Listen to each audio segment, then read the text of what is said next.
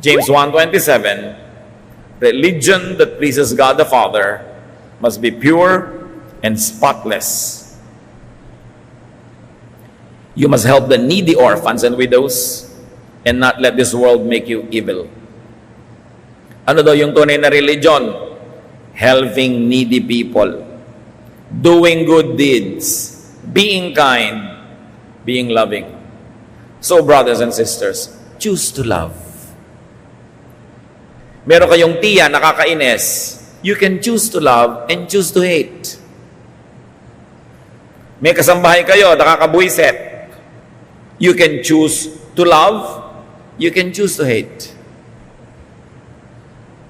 Choose the loving way.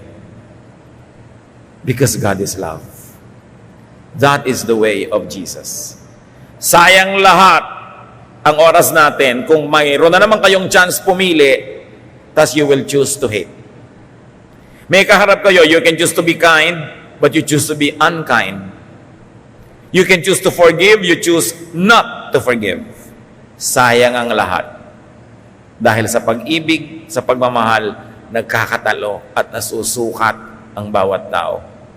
1 John 4:8, God is love, and anyone who doesn't love others has never known Him.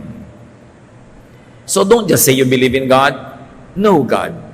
Spiritually, intellectually, emotionally, experientially. Seek God on your own. Seek God through the church. Seek God through other teachers. Maraming paraan, hindi lang isa. But on top of all of that, you want to know God? Love. And you will know God.